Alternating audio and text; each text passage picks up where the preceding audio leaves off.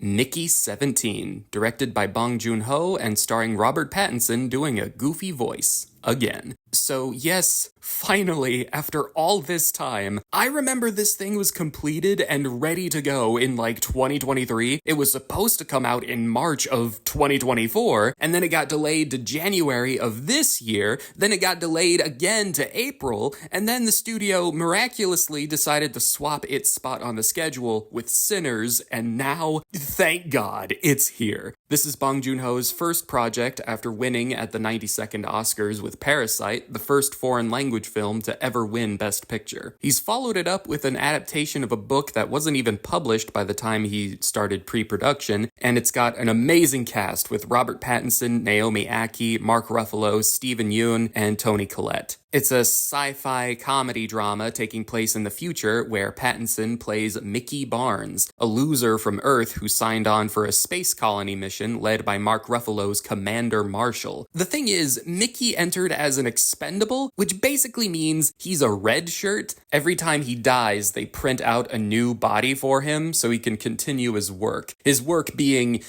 guinea pig for new and untested medicines, exposing him to cosmic radiation, alien viruses. This dude's only value to the colony is what they can learn from all the different ways he dies. Nobody really respects him as a real human being besides Naomi Ackie, who plays Mickey's girlfriend Nasha, a security agent. Over their journey through space and on their chosen colony world, Mickey dies a total of 16 times. Number 17 almost dies, but when he makes it back to the ship, he finds they've presumed him dead already, and they printed number 18. This is a huge problem because there aren't supposed to be multiples of the same guy running around. 17 and 18 have that dilemma. Neither of them wants to be permanently deleted from existence, as per law with multiples. Plus, number 18 is a little more intense than 17. Plus, there's a whole thing with the indigenous life forms on the planet they're trying to colonize. Plus, Mark Ruffalo is a complete egomaniac.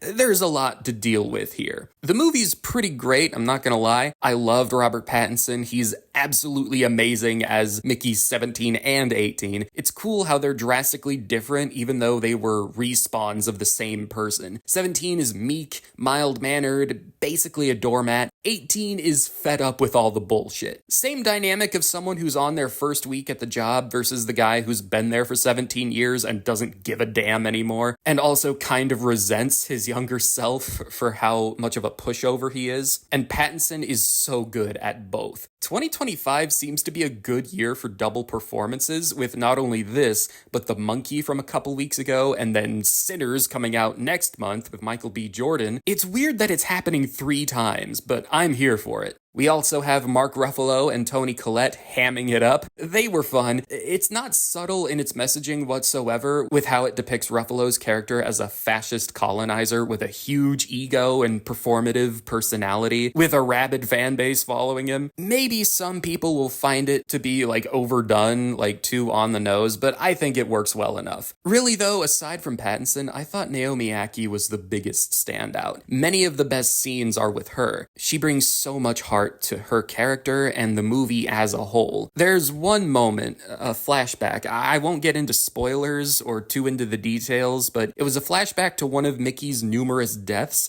and up until this point, we've mostly been laughing at how ridiculous they were, and how nonchalant everyone aboard treats his deaths and respawns. But this scene expands on how Nasha reacts to it, and it was just so sweet, like to an unexpected degree. A very heartfelt perspective on what was a throwaway gag earlier.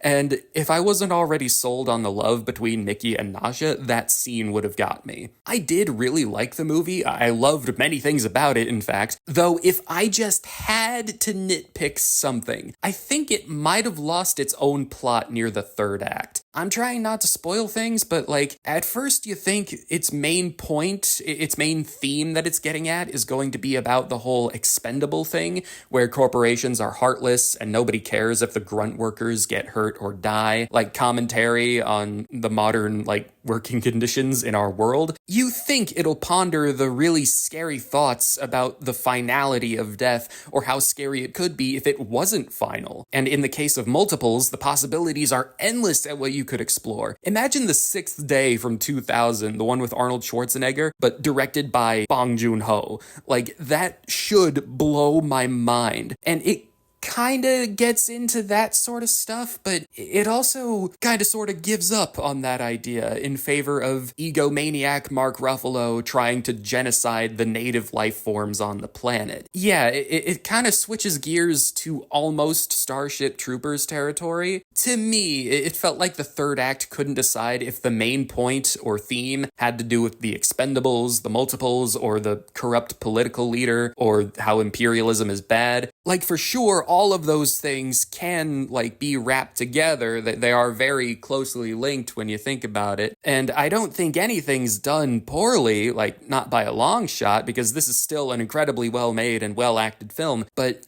I also don't think all of these ideas balance with each other as well as they might have hoped. But that's really the only knock I have against it, because at the end of the day, Mickey 17 is still awesome. Very funny, very heartfelt, and I just love Bong Joon-ho's directing. Maybe the messy thematic stuff would be more of a problem under a less talented director, but under him, as it is, I won't bitch about it too much. Mickey 17 is probably the year's best movie so far, and I would love to hear what other people think about it. So that's about all I have to say for Mickey 17. I liked it a lot. I really recommend it. You should really see it this weekend. And that's about all I have to say for this video. So, yeah.